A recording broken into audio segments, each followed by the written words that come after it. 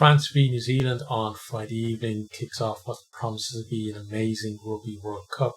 We have a full weekend of fixtures, and I was just thinking earlier today, well, why not do some Superbru predictions? So the way I'm going to do it is there will be a pool just for fun. So if anybody wants to join it, I'll have the link in the description so you can click on that and join and just make your predictions. Don't worry about not knowing too much about the teams, because anyone can guess, right? And a lot of these predictions, whether people like to think they know a lot about rugby or not, a lot of them are guesses, because you never know what's actually going to happen in the games until they're done and dusted. But what I'm going to do is, in this video, I'm going to go through each of the fixtures and let you know which team I'm predicting is going to win. From that, then early next week, maybe on Tuesday, depending on how things are with work and stuff, I'll have a video then that goes back over the weekend's results, and we'll compare how I went results wise, but also margin wise. So I'm not going to tell you the margin they're going to predict in this. So I'm going to save the margins until we get to, after the weekend, after all the results are done, and we see how well I did in that. And then we do have participants in the pool itself. So even if a few of you guys have joined, I can show you how I'm doing compared to other people and how they're so much better at predictions than I am. And we can also kind of laugh at how I got things horribly wrong in some of my predictions as well. But that's basically the idea for this, is that we'll have before each round of fixtures, there'll be one video that gives you my predictions for who's going to win each of the games. And then after all of those round of games have been played, we'll come back. I'll show you in terms of what I picked on Superbru, who I predicted to win, but by also what margin, and then we compare that to the actual result, and then see how that compares to other people who joined in as well. And again, it's only for fun. If there's only a few people, it's fine. I'm not a massive channel, so I'm not expecting tens of people to join. Even if we just get 5 or 6, I think it'll be funny anyway. But let's go through. So the first round of fixtures, so starting with that France versus New Zealand game.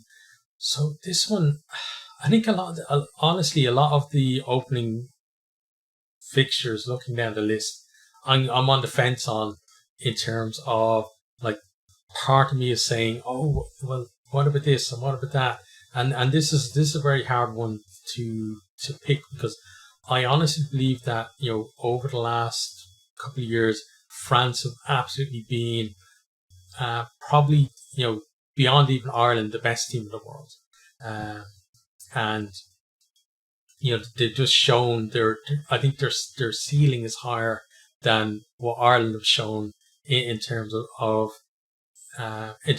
their overall play. So I believe that France have probably been the best team in the world over that period. But New Zealand, New Zealand last year, when they lost against, they lost a 3-test series against Ireland, they looked a bit lost, and it looked like, was Fozzie going to get sacked and stuff like that as well.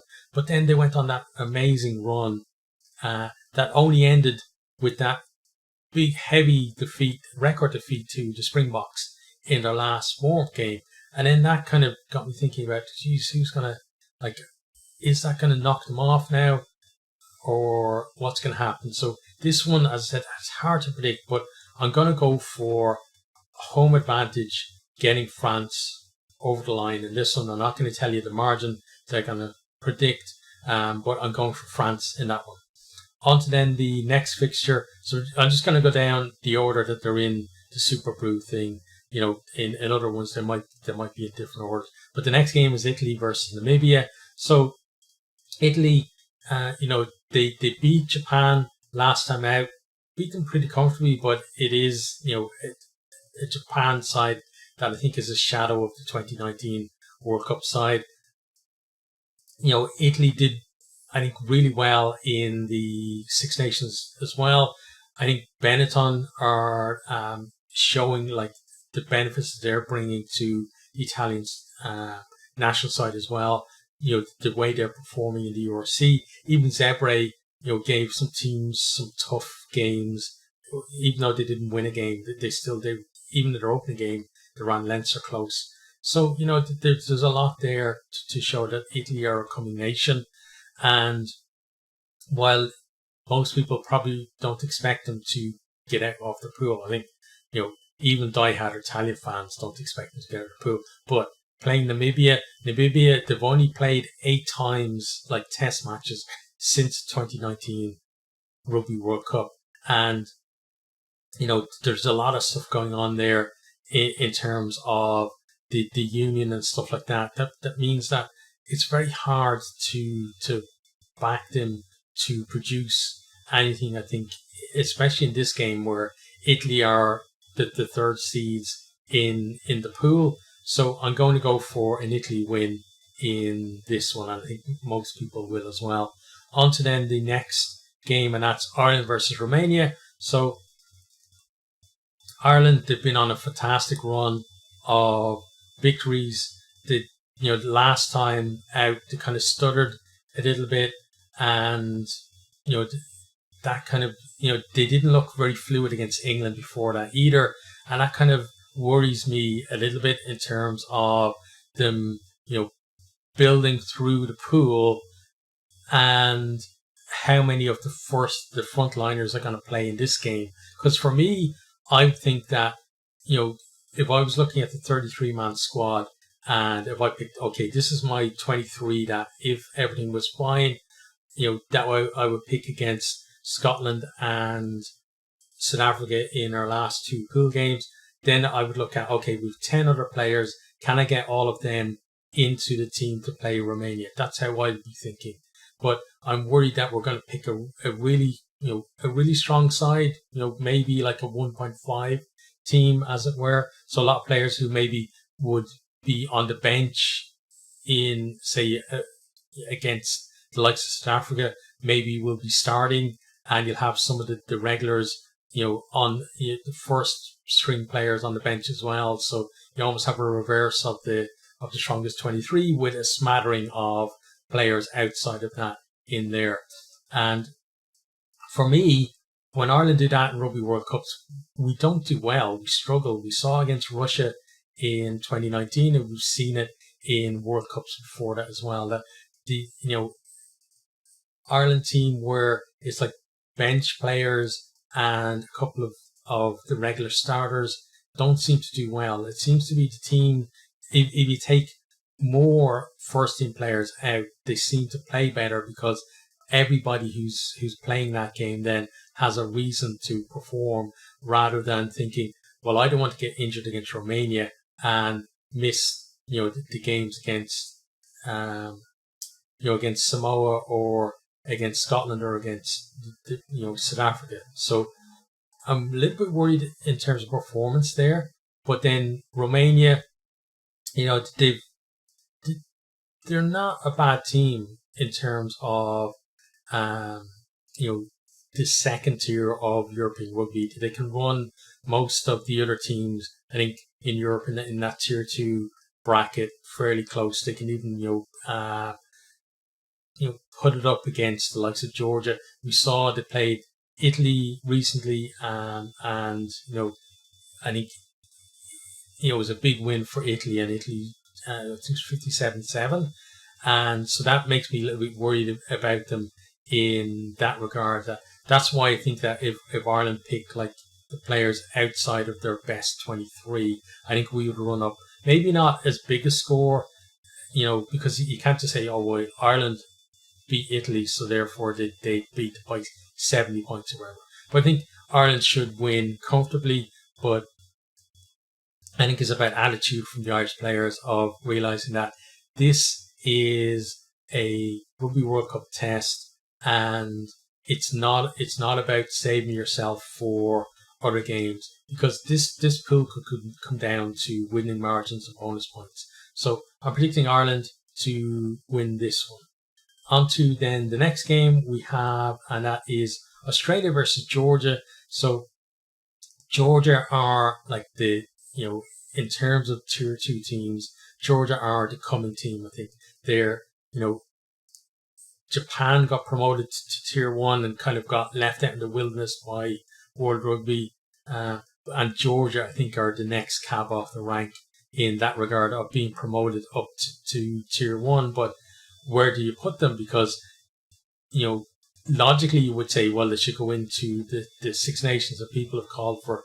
Well, they should replace Italy in the Six Nations. But I think that is a stupid idea, because I think if they did, they would kind of be the same as Italy, just getting well beaten by the other teams and not really progressing as much in terms of just in isolation. But I think if you brought them into an expanded Six Nations where Italy were there as well, and then you've got at least one game every year between Italy and Georgia where the two of them are able to compete together. And then even as I believe Italy are going to get much better over the coming years because of their performance at under 20 level, Georgia can ride on the coattails of that and improve as well. But so this one is kind of difficult, because Georgia, they beat Wales as well recently, who are in the same pool as them. But I think in this one, what we're going to see is Australia coming out with the win. But it's one of those ones where I'm on the fence. I think, Australia, they're a young team, so maybe Georgia can do it against them, catch some cold. Australia coming in with a terrible run of defeats as well. But I'm going to back Australia in this one. I could be wrong with it, but if I am, I'll be happy to have egg on my face on that one. Next then is England versus Argentina. So two very inconsistent teams. In the last couple of years, it's hard to point to a string of fixtures where, like, for 2 or 3 test matches, either of these teams have played well and won. They have one good performance, and then they don't seem to be able to back it up. And like Argentina beating New Zealand for the first time in New Zealand is amazing, and then the next match out they're playing them again, and New Zealand just easily win that one. And then it was the same with Rugby Championship this year as well. They had like a good opening performance, but then they just couldn't carry it through the rest of the term. It was like good performance, bad performance, just flipping backwards and forwards, and that's kind of difficult. But for the first game, they should really be up for it. But something just tells me, like, England are in dire form, but something just tells me that they're going to do enough to win this one. So I'm going to back England in that one. I'll probably be maybe in a minority on that call. Looking at world rankings, you would say most people would pick England, but I think most people are probably going to pick Argentina. Next, then we have Japan versus Chile. So Japan, as I said, I think a shadow of the 2019 side. They've been on a terrible run of form as well, and some of the players that are still there from the 2019 World Cup just don't look like they're at the same level as they were. We have some new players in there too, and then you have Chile, who really excited in actually qualifying for the Rugby World Cup and denying kind of stalwarts the likes of Canada and USA places in this competition. So they're going to be excited for for playing in the World Cup just as a nation, and they're going to give everything in every game. But I think even though Japan have been in dire form, they're still going to have enough to beat Chile. But Japan maybe are going to find it as the pool progresses that it gets tougher for them. But it's a Rugby World Cup, so you get a win, you get a bit of confidence from that. You can absolutely build into your pool if your fixtures, are the right way around. That could be the case for Japan, but I'm backing them to win this one. On to the next one then is South Africa versus Scotland. You've got like in what is known as the group of death, because you've got three of the world's top 5 teams in Ireland, South Africa, and Scotland, all in the same pool, which is crazy. And thankfully, World Rugby have decided that they're not going to make the draw as far out as they did like 3 years ahead. It's just crazy. But this game here, South Africa on the back of absolutely destroying the All Blacks in their last warm game. They've been in decent form. They did have a loss to New Zealand as well in the Rugby Championship. Scotland, they had a decent win against France in the build-up. Then they had that loss, but overall, I think their preparation went well. So I think of all of the games this weekend, this is the toughest one to call, because my head is saying like South Africa should have enough to win this one. They're defending champions. They, some of the players, the likes of Manny Lebok at 10, and like they're you got the entire front row, Malherbe Kitsov, and Marks, like that starting front row is just amazing. Etzebeth in the second row there, and whoever they pair against him, whether it's Snyman or somebody else, going to be amazing. Khaleesi back in the back row as well. And Peter Steff and maybe Vermeulen going to be there, or some of the newer guys in there too who've impressed. And then you got Keenan Moody, and just think about it. But then you think about Scotland, you think about like they got Finn Russell at 10. They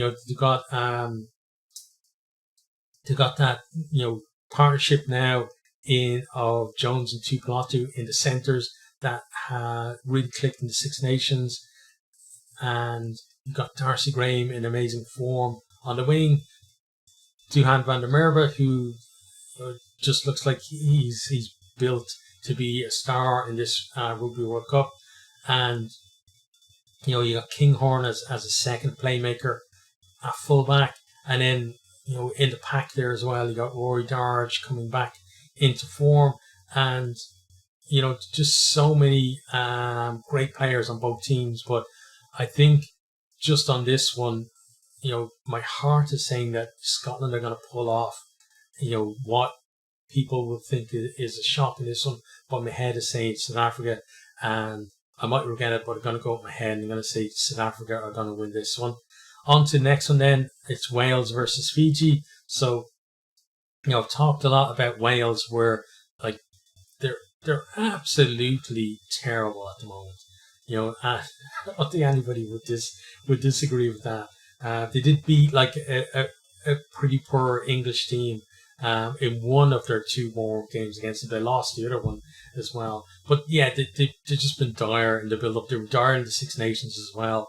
And it's very hard to see where that spark is going to come from. But I've just got a feeling that they are going to still somehow, fall over themselves and end up in a World Cup semi-final. And I don't know why that is. I think maybe it's the Gatlin factor, and he's finally going to get, now that he's back with Wales, finally going to get this group of players playing the way he got his previous teams playing, and something's going to happen for them. But then you look at Fiji, they gave France a really tough game in their warm-up game. They've had some great results recently as well. They're now ranked, I think, the highest ranked team in their pool as well. So, and beating England as well for the first time at Twickenham was amazing for them. And so I've got this thing of, I can't explain it why I think Wales are going to make it to a semi-final, because all logic says that they shouldn't. But then I look at Fiji and I think Fiji at the moment are a much better team than Wales, and they should win. So even though I have this thing of Wales making the semi-final, I'm going to predict a Fiji win, but somehow Wales are still going to make it to the semi-final. So predicting a Fiji win for this one. So I'll just quickly run down through what my predictions are in terms of the winners and losers again. So first one, France versus New Zealand, France to win. Italy, Namibia, Italy to win. Ireland, Romania, Ireland to win.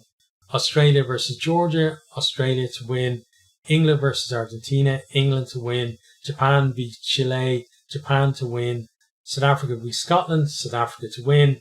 And Wales v Fiji, Fiji to win. Okay, so those are my predictions. If you want to join the league, again, there is a link in the description. Don't take it too seriously. It's just a bit of fun. And we can have some banter. You can tell me how bad I did against you.